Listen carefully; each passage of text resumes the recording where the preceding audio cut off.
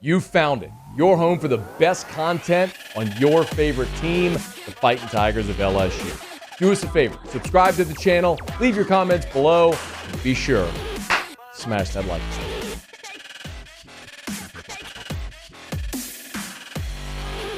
Let's just start with sort of the nature of a humerus bone injury as it's been reported. Can you kind of tell us what that is and what the function of that bone is? Yeah, so the humerus is the upper bone in the arm. So, if we think about it as the bone that runs from the shoulder down to the elbow, it's kind of why when you bang your elbow, they talk about hitting the funny bone. Well, the humerus, that's where that comes from. Okay. But with the humerus fracture, it's all relative to where it is. Is it at the shoulder? Is it more of what we call a mid-shaft fracture? Is it more at the elbow? And each one's going to be a little bit different. Obviously, when it's around the joint, you're looking for any further joint injuries or anything of that sort. And then if it's more of a mid-shaft injury, well, then you have to determine the severity. And if we're talking about an injury that requires surgery, well, then usually it's a more severe fracture, meaning that it's probably displaced. It's maybe not lined up perfectly. And in order for it to heal well, you've got to kind of go and set it back and then put some kind of stability on it, a plate, a screw, something along those lines, depending on the location. Can you elaborate a little bit more on that? Like, is it, if it's, so a displaced fracture obviously means like the bone isn't lined up like you alluded to. I think a lot of people know what that is. But if, or could imagine that.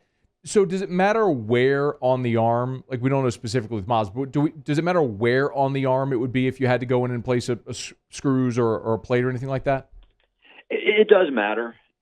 And more about the technical procedure that you're going to do. If it's at the joint, it might be handled differently, than if it's more of a shaft injury, because you have to consider the moving parts and pieces around it. Would it be a place where you can put a plate? Would it be somewhere where you have to maybe stabilize a small piece of it? For example, you hear about, some of these kids who will have a growth plate injury at the elbow. Well, that's technically part of the humerus as well. But in those, you might just put a screw in to put the growth plate back where it goes. Whereas if it's more in the mid portion of the arm, you're going to go in with maybe a plate or something along those lines. And sometimes you even have to do more advanced surgeries, especially if these are like open fractures or things like that, where open meaning that it pushed through the skin. So it's all a little bit of relativity to it. Sure. But it does have a different effect depending on that location. Do those have different recovery times as well? They do. They do. And with an injury of this type, what you have to look at, and the reason why, we talk about indeterminate with some injuries, some are black and white, some aren't. When you're talking about this, you got to see that it's healing. So even if everything is done perfectly, if the surgery goes technically well, sometimes the bone takes longer to grow back, and regardless of age and health status, these are sometimes tough locations, and you have to wait and see that bone is healing. And then based on that, we make determinations for when we can maybe anticipate getting somebody back, whether it's to sports, back to work, or whatever it is they have to do. Dr. Stephen Etheredge is our guest from Baton Rouge Orthopedic Clinic. He's on Twitter at LSU Doc Etheredge. He's LSU's head team physician. This doesn't seem like and obviously this didn't happen on a football field, but is this a common football injury? Because I can't ever remember a broken humerus bone before. Yeah, it's not a real common football injury. You'll see it sometimes if you fall and get hit just right, or if you maybe were to land on a pile. Because if you think about the way the humerus, it's not one that is much of a weight-bearing joint like at the wrist or the elbow. But if you fall right on it, or if you get hit directly on it, it can break. It's kind of like the femur, though, in the lower leg, or in the upper part of the leg, but in the leg, where it's not broken that often. You're definitely right. We don't see it a ton in sports. It will happen, but it's more common from, if you were to, fall onto the ground, maybe especially if you were to strike like a curb or something like that, or with a car accident maybe where you have a really high impact injury. That's the more common, unless there was some kind of a defect in the bone already, like if you have some kind of a bony cyst or something like that. We'll sometimes see that as well, but usually it's something that requires a pretty high impact injury. The only time I really remember this injury is in the movie Rookie of the Year. Do you remember that movie? Yeah. So when Henry Rowan Gardner fell and he broke his humerus, and then they put him in the cast where his arm was like in the shape of an L. Is Brennan gonna have his arm in a Henry Rowan Gardner cast for a few months? I don't know if we'll have the Henry Rowan Gardner cast, but hopefully we'll get the same end result where it comes back better than ever. So I did think about that. So, like, is it possible that Brennan could come back and be a lefty throwing like 110?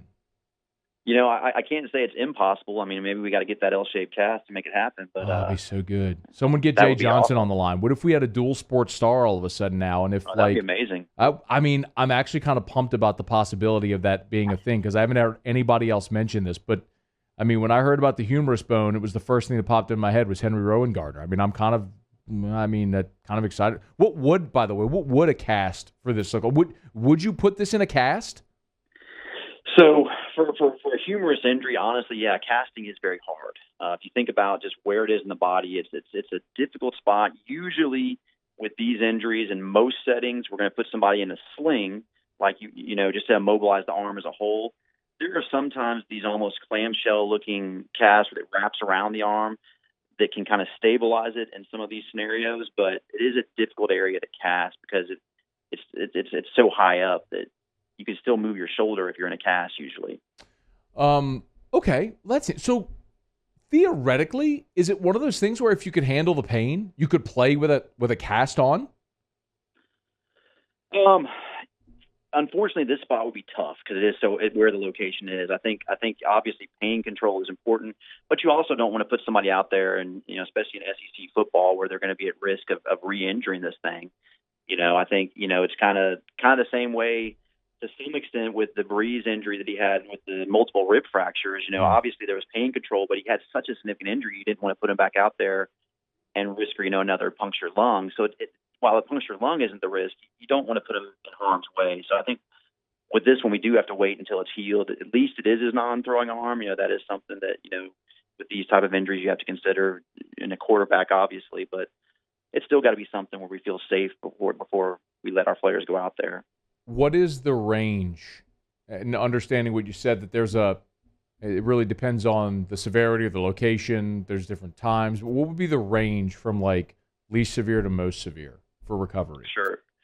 So for recovery to play sports, obviously, is different too. So if this is me, I could probably be back at my job within a few days, maybe limited, but I'm not doing a lot of stress on my arm. For a football player, like I said, we got to let it heal all the way. For normal fracture recovery, you're looking at at least 6 to 8 weeks. Humerus fractures sometimes take a bit longer. You really want to, I think that would be the absolute short end, and even then, that's not a time frame you'd be realistic with to feel 100% safe unless everything just went perfect. But it can vary, anywhere from that range all the way up to another month or two beyond that, just depending on how his body responds. That's what makes it tough. I mean, is it one of those things where, obviously speculative, where you hear that and you go, that's season ending? I wouldn't go that far at this point. I think obviously we're going to be optimistic. Yeah. Especially at least we still have, the season doesn't start for another month. And at least, with these type of injuries, if things are going well, you can, at least it isn't his throwing arm. I think if it was a throwing arm injury at this point, it would be hard to imagine seeing somebody come back from that type of an injury, at least in the same season. But at least, it's not that scenario. So we don't have to rehab the arm as effectively as you would for that. But they have to be safe to play a contact sport, and that's going to be the big issue. Hey, thanks so much for watching. Please leave your comments. I love to interact, and be sure to hit the red subscribe button below.